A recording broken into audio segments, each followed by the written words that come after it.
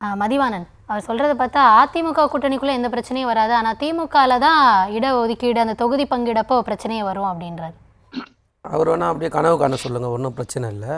எங்கள் கூட்டணியை பொறுத்த வரைக்கும் கொள்கை சித்தாந்த சார்ந்து உருவாக்கின ஒரு கூட்டணி. இது தேர்தலுக்காக உருவாக்கப்பட்ட கூட்டணி இல்லை. 2017 மக்கள் நல பிரச்சனையான காவேரி பிரச்சனைக்காக ஒன்று சேரப்பட்ட கூட்டணி. அன்னிலேருந்து இன்றைக்கு வரைக்கும் தொடர்ச்சியாக 14 வெற்றியை நாங்கள் மக்கள் எங்களுக்கு பரிசாக கொடுத்துன்னு இருக்காங்கன்னா மக்கள் நலம் சார்ந்து உருவாக்கப்பட்ட கூட்டணி. இன்றைக்கி கேசி வேணுபால் சொன்ன கூட என்ன சொல்லியிருக்காரு, இது மதவாத சக்திகள் இங்கே வரக்கூடாது, கால் ஊன்றக்கூடாதுன்றதுக்காக உருவாக்கப்பட்ட கூட்டணின்னு சொல்லியிருக்காரு. அதுக்கு மேலே யார் ஆதாரத்தை சொல்லணும்? சகோதரர் சொன்னார். அதே மாதிரி பார்த்தீங்கன்னா நீங்கள் வரப்போகிறது சட்டமன்ற தேர்தல், நாடாளுமன்ற தேர்தல் இல்லை அப்படின்னு சொன்னார். சட்டமன்ற தேர்தல்ன்றதை நாங்களும் ஒத்துக்கிறோம்.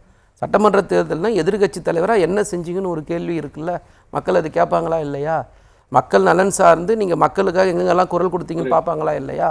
நீங்கள் இந்த அதிமுகவில் எடப்பாடி பழனிசாமி எதிர்கட்சி தலைவரானதுக்கப்புறம் ஏதாவது ஒரு இடத்துல மாநில உரிமை சார்ந்து, மொழி சார்ந்து, இனம் சார்ந்து எங்கேயாவது பேசியிருப்பாரா? திருப்பரங்குன்ற பிரச்சனையில் அவர் என்ன ஸ்டாண்ட் எடுத்தாருன்னு சொல்ல தயாராக இருக்காங்களா?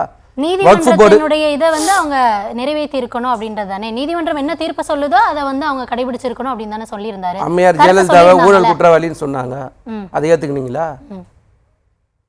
அப்போ உங்களுக்கு சாதகமாக வரும்போது ஒரு பேச்சு பேசுகிறதோ, மக்கள் நலன் சார்ந்து வரும்போது உங்களோட உரிமைகளை அடமான வைக்கிறீங்களா? அதுதானே பிரச்சனை. அதனால தானே உங்களை மக்கள் புறக்கணிக்கிறாங்க.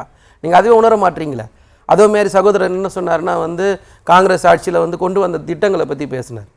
அந்த திட்டங்கள்லாம் மக்கள் பார்த்து அதுக்கப்புறம் பல தேர்தல்கள் சந்திச்சாச்சு. நான் என்ன கேட்குறேன்னா, கடைசியாக இந்த 10-12 வருஷத்தில் மோடி அவர்கள் ஆட்சிக்கு வந்ததுக்கப்புறம் கொண்டு வந்த எல்லா சட்டத்துக்குமே நீங்கள் ஆதரித்து தான் ஓட்டு போட்டீங்க. நாடாளுமன்றத்துக்கு வெளியில் எஸ்ஆர் பாலசுப்ரமணியம் பேசுனதை யாரும் இங்கே மறந்துருக்கவே முடியாது. நீங்களே சொன்னீங்க கூட்டணி தர்மத்துக்காக ஆதரிச்சுன்னு சொன்னீங்க. ஆனால் கூட்டணி தர்மத்துக்காக திமுக என்னைக்கும் ராமர் கோயில் ஆதரிக்கலையே, பொது சிவில் சட்டத்தை ஆதரிக்கலையே, ஆர்டிகல் 370 ஆதரிக்கலையே, முத்தலாக் சட்டத்தை ஆதரிக்கலையே. ஆனால் நாங்கள் எல்லாத்தையும் எதிர்த்தோம்ல. அப்போ எதிர்த்து தானே இருந்தோம். காமன் மினிமம் ப்ரோக்ராம்னு ஒன்று போட்டு தானே என்டிஏ கூட்டணியில் திமுக இருந்தது. அதே மாதிரி உங்களால் பேச முடியுமா? பேசுனீங்களா?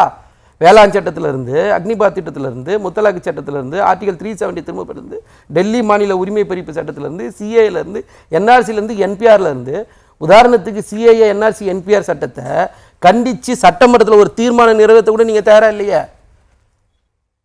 கேரளாவில் நிறைவேற்றினாங்களே, அதை கேட்டோமே எதிர்கட்சியாக இருக்கும்போது. எதிர்கட்சியாக இருக்கும்போது நாங்கள் சொல்கிறோம்ல, எதிர்கட்சியாக இருக்கும்போது நீங்கள் அன்றைக்கி ஆளுங்கட்சி. கவர்னர் சொல்கிறாரு, ஆளுநர் நான் ஆய்வு செய்ய போகிறேன்னு சொன்னார். கருப்பு கொடி காட்டி கைதாகி ஜெயிலுக்கு போன கட்சி திமுக.